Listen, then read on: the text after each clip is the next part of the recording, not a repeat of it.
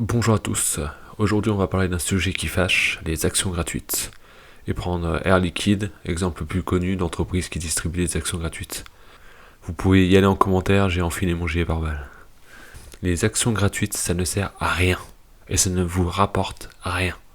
Non, vous n'êtes pas plus riche après avoir reçu 10% d'actions gratuites. Tout simplement parce qu'il y a 10% d'actions en plus, et que le bénéfice est divisé par un plus grand nombre d'actions. Donc le bénéfice par action est plus faible, tout simplement. Et le cours de l'action baisse, naturellement, comme pour un dividende. On va prendre un exemple simple pour expliquer à tout le monde, avec des chiffres ronds, ça sera beaucoup plus simple. Une entreprise qui a 100 actions, chacune valant 100 euros, a donc une capitalisation de 10 000 euros. Et l'entreprise fait 1 000 euros de bénéfice, donc 10 euros de bénéfice par action. Vous possédez 10 actions, vous avez donc 10 fois 10 euros, donc 100 euros de bénéfice qui vous reviennent en quelque sorte. L'entreprise offre 10% d'actions gratuites. Il y a maintenant 110 actions, et vous en avez 11. Les 1 000 euros de bénéfices ne sont plus divisés par 100 actions, mais par 110, ce qui donne 9,09 euros par action. Vous avez 11 actions fois 9,09 euros, ça vous donne 100 euros de bénéfices, comme avant. L'action avait un PER de 10, elle se paye 100 euros pour 10 euros de bénéfices. Pour le même PER, elle doit descendre à 90,90 euros, et c'est ce qu'elle fait au moment de la distribution. Mais on ne le voit pas sur le graphique, car ils sont corrigés après coup pour faire comme s'il y avait toujours eu ce nombre d'actions, car c'est pas considéré comme une dilution.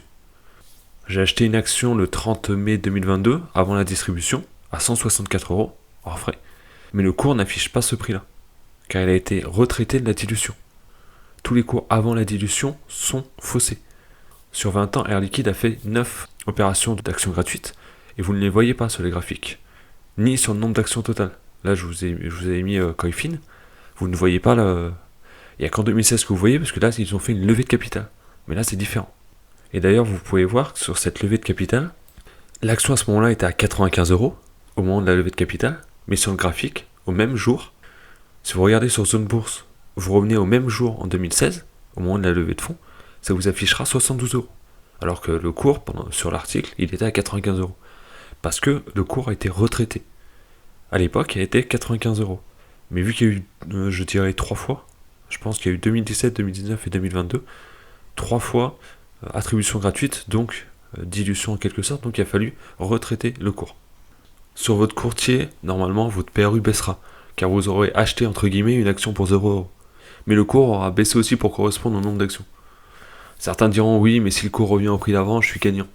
Alors oui, sauf que ça voudrait dire que l'action est plus chère en termes de PER qu'avant, les bénéfices ayant été dilués. Pour reprendre mon exemple, vous avez maintenant 9,09 euros par action. Si l'action remonte à 100 euros, ce sera un PER de 11 et plus de 10. Elle sera plus chère.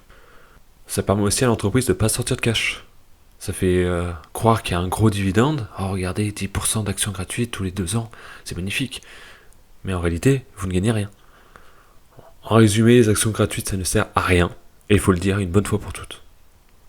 Mais il ne faut pas confondre les actions gratuites et les dividendes qui peuvent être pris en actions. Ruby était spécialiste de ça, permettre aux actionnaires de préférer des actions plutôt qu'un dividende.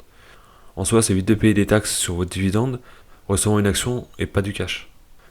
Et pour ces dividendes sous forme d'actions, possibles, comme Ruby faisait, c'est intéressant seulement si l'entreprise le fait quand son cours est haut. Si elle le fait quand son cours est faible, elle dilue à mort, et alors là, c'est un red flag, direct. Voilà, j'espère que je n'aurai pas trop offensé les fans d'Air Liquide, qui reste une très belle entreprise, même si un peu cher actuellement. Voilà, et moi je vous dis à la prochaine.